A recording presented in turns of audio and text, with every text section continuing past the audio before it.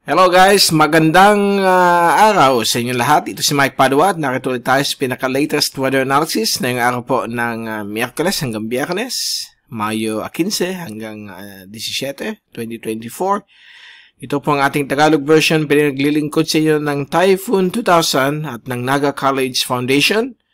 At pasalamatan po natin ang ating mga partners din, ang Aboitiz Power, ang Bank of the Philippine Islands Sustainable with You, yung mga interested para malaman kung ano itong BPI Sustainable with You program. Click lang po yung link dito sa taas.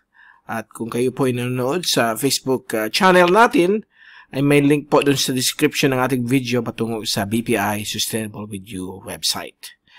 At gayon din po ang one of the best na hotel dito po sa Bicol Region, ang Avenue Plaza Hotel. Ang lokal na gobyerno ng Naga City, headed by our Honorable Mayor Nelson Legacion at ang ating Honorable Congressman ng ikatlong distrito ng Camarines Sur, Congressman Gabby Bordado. Maraming salamat po sa inyong lahat. At ngayon po, umpisa na natin ang ating update.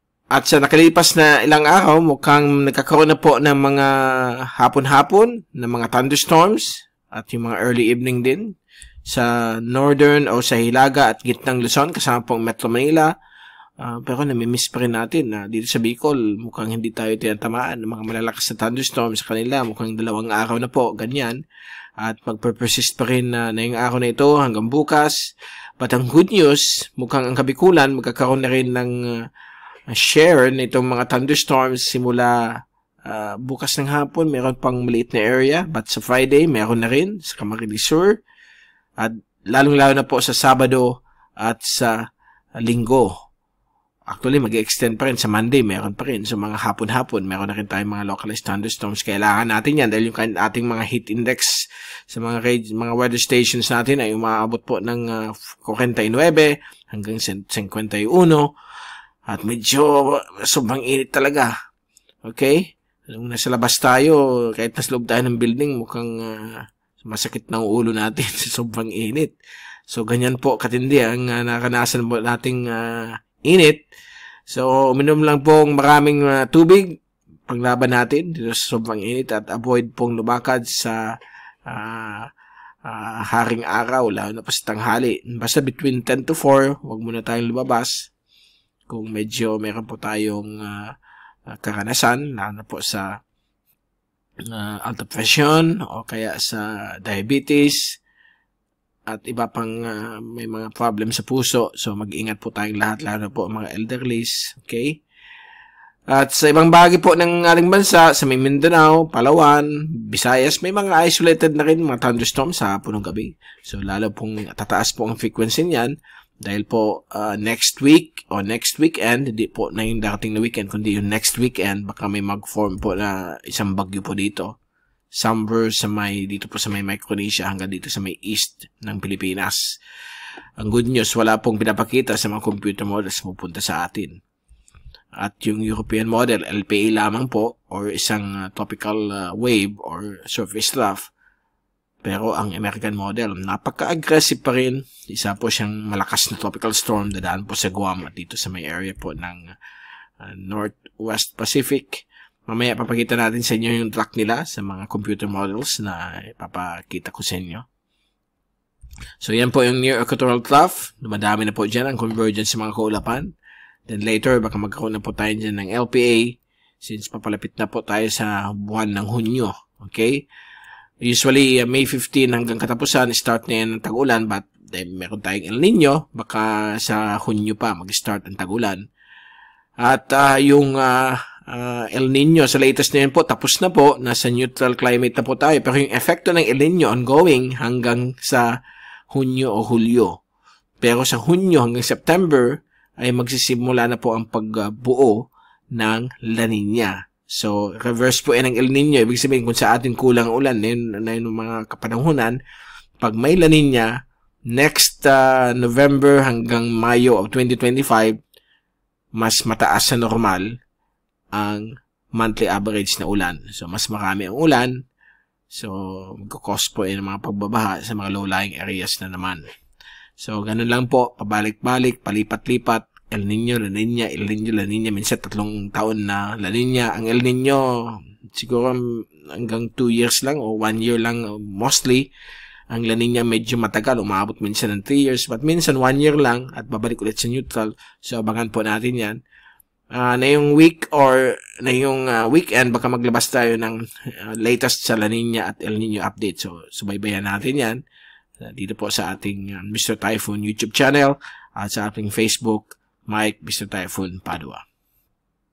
So, ayan po, may easterlies pa rin dito sa may silangan bagay po ng ating bansa, lalo sa may Bicol, Eastern Visayas at Eastern Mindanao, but may mga thunderstorms rin po dito sa may bahagi ng Mindanao at Visayas and Palawan at sa fast animation. So, yan po, may frontal system po dito na paalis na po at nagpo-produce po ng mga thunderstorms dito sa atin.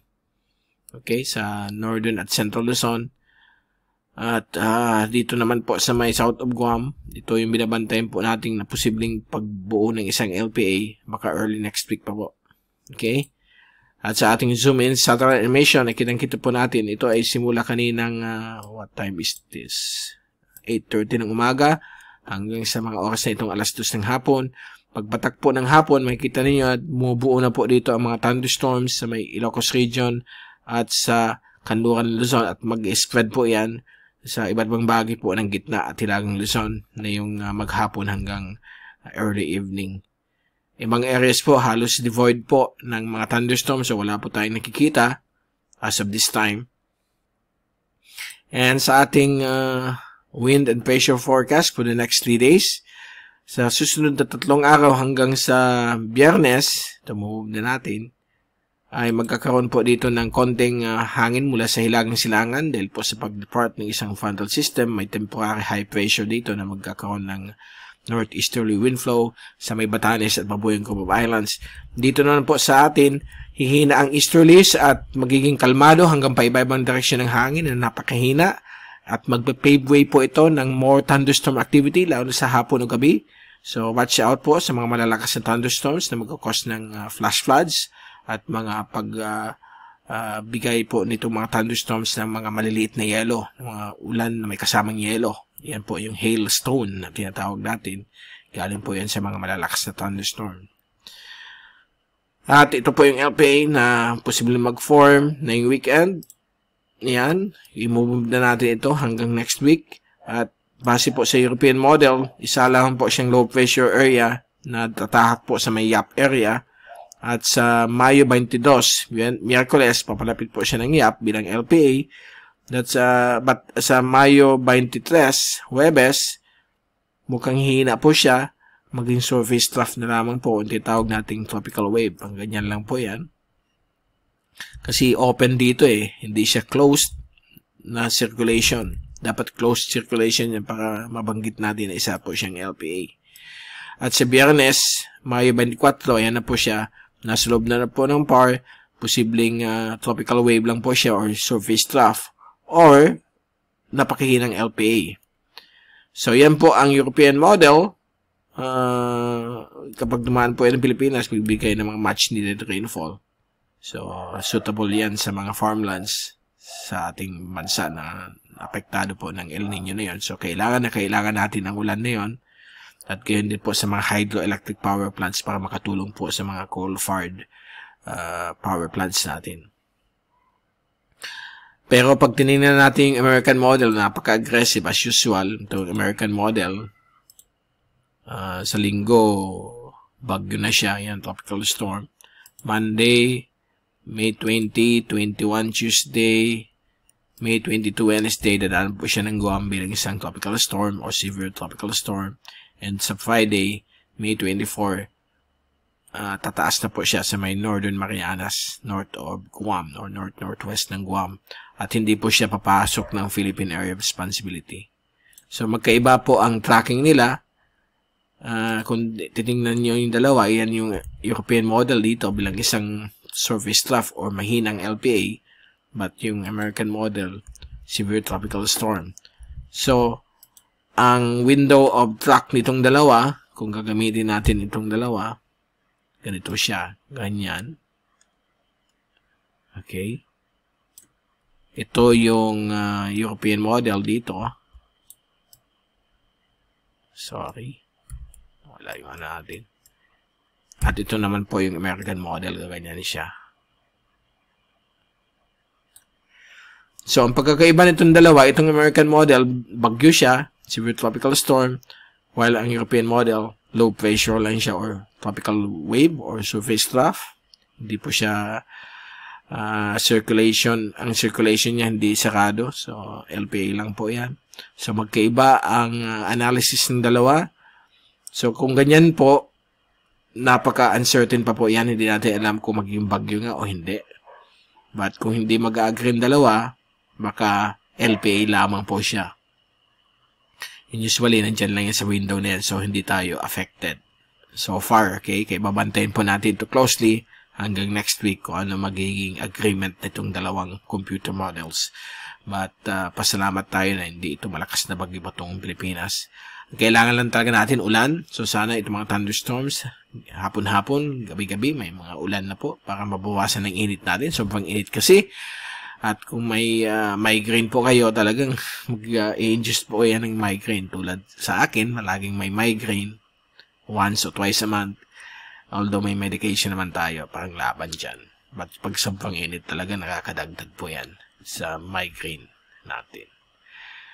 So, ito po yung ensemble ng European model. Dito lamang po siya. Hindi na po siya nag-extend kung saan. So, dyan lang siya at mahina. At posibleng maging mas marami kasing LPA lang yung itim. Yung blue kasi, yan po yan. Tropical storm po yan. Hanggang malakas na tropical depression. So, wala pa tayong ikabahala dito. Now, ito yung pagkakaiba dito sa papakita natin sa inyo. Instead na rain, doon tayo sa thunderstorm. Ito yung thunderstorm ng windy para focus tayo sa thunderstorm. Ito kasi magbibigay ng malalakas na ulan sa atin para maginhawa ang ating hapon o gabi at makatulong po sa mga farmlands ng ating mga farmers sa Pilipinas. So, na yung araw na ito, na yung hapon, ito po ang focus ng thunderstorms sa may Cagayan Valley at ibang parte po ng Hilaga at gitnang Luzon, yung northern portions din po ng gitnang Luzon. Okay, ayan o. Pagdating ng hapon o gabi, mag-extend po yan hanggang sa may northern portions ng Metro Manila at hihina na po. Bukas, Huwebes, ayan na naman, mga thunderstorms, yan, hapon, sa iba't ibang bagay ng Luzon, kasama po Metro Manila. Sa Bicol, nagsimula na rin sa may Camarines Norte. Pero pag gabi, wala na. Friday. Doon tayo sa alas 2. Ayan na naman po. Alas 2 hanggang alas 4, dadami ang thunderstorm sa may Hilaga at Gitnang Luzon. Kasama po Metro Manila. Ibang parte po ng Calabar Zone. But, look, ang Camarines Sur, mukhang masaswertehan tayo ng thunderstorm sa Friday. Although, 2 days from now pa yan. But, usually, ang European model, ECMWF. Leader yan sa forecast sa ulan. So, baka magkaroon na po tayo dyan. Okay? And then, Sabado ng tanghali, hapon. Oh, yan. 2 p.m. Ayan na naman po. Thunderstorm sa Hilaga at Gitnang Luzon. Bicol Region, meron din. Ayan, no? Sa may Cam Norte, but hindi masyado sa pamparte ng Camarines Sur. But hopefully, magkaroon din tayong thunderstorm. Yan po. At mawawala kagad. Linggo, yan, alauna, yan na naman po, thunderstorm sa ibang bahagi ng Luzon. Kasama na rin po ang Bicol. Baka may thunderstorm tayo. Especially sa Camarines Provinces. Hindi masyado sa, although baka magkaroon rin sa Albay kasi ang forecast, ano naman yan, medyo malayo ang pagkuha, hindi naman talaga naka-zoom. So baka sa Albay o Legazpi magkaroon din ng thunderstorm. Yan po, Lunes ng hapon, extend natin hanggang Lunes, may mga thunderstorms na naman po sa Kabikulan, Camarines Provinces, at sa iba't pong bagay po ng gitna at Hilagang Luzon, kasama pong Metro Manila, Calabar Zone, at sa Mindoro din. Sa ibang parte po ng ating bansa, may mga thunderstorms din sa maliit na areas ng Mindanao. Okay? Halos hindi masyado. Okay? Mga nagtatanong sa Mindanao, hindi po masyado mga thunderstorms. Konti lamang, isolated. Nakafocus na yan dito sa may Luzon. Dahil po sa pagdaan ng isang frontal system. at sa pag-converge din ng easterlies dito po sa area na ito ng Luzon. So, nandyan po ang bulk ng ulan. Okay? So, sa ating wave forecast, walang pagbabago hanggang sa darating pong Sabado. Manatili pong 1 to 1.4 meters ang alon dito sa East Philippine Sea. Very light. Kalmado hanggang 0.3 meters. Napakakalmado po ang alon dito sa may gitnang karagatan ng Pilipinas. Lalo na po sa may West Philippine Sea. Kalmado hanggang 1 metro lamang po ang paglaki ng alon. Okay? At pwede lumampas rin ng 1.4 dito sa anong araw ba yun? Friday yata. Yeah. Although hindi masyado. So, napakaganda po upang mangisda at mag-travel by sea. Mga kababayan natin na yung darating pong weekend hanggang Sunday. At bago tayong paalam, itong latest Global Tropics Hazards Outlook ng Climate Prediction Center ng NOAA. US po ito. Nag-release po ito every 2 to 3 weeks. Na yung third week ay highly uncertain, hindi sigurado. Unahin natin ang second week. Valid May 22 to May 28. Gaya ng sinabi ko, may form na posibleng bagyo o LPA or trough dito po sa may East Philippine Sea. So, yan po. Pinapakita dito na more than 20% ang probability ng isang bagyo na mag-form dito. Mababa po yan. Compare natin sa Bay of Bengal. Mataas po ito. More than 60%. So, sure dito, baka may mag-form ng malakas na cyclone. Pwede ma-affectuan ang Bangladesh, ang Myanmar, yan area po ng Northern Thailand, yung Western Coastal areas, okay, pati India. So, yan talaga. Panahon kasi nila yan pag may mga isa o dalawang bagyo dyan mag-form. Now, sa week 3, valid Mayo 29 hanggang Hunyo 4, nag-extend na po ang more than 20% ng isang bagyo na pwede mag-form o tropical cyclone formation hanggang sa may West Philippine Sea, sa may coastal areas ng Vietnam. So, more than 20%. So, likely baka LPA lamang po. Actually, much needed rainfall ito sa atin kung mangyari ito. But again, highly uncertain. Mababa ang probability kasi weekly pa yan. So, by next week, malalaman po natin kung matutuloy. So, yan po. Talagang dumadami na po ang mga formation ng mga bagyo kasi malapit na ang typhoon season sa atin. Usually, May to, although, kasi the year, typhoon season yan. But pinakakonti ang January hanggang April. But Mayo onwards hanggang December, dumadami na po yan. Lalo na po sa Hulyo at Augusto. Yan po ang pinakamataas sa mga formation ng bagyo dito sa basin natin at sa Philippine Sea. So, bantayin po natin Pacific. At dyan muna natin tatapusin ang ating update mula sa Typhoon 2000. Ito si Mike Pado ang papaalam. Mag-iingat po tayong lahat. Be #weatherwiser. At maraming salamat po sa pagpunod nyo sa aking channel. God bless po sa inyong lahat.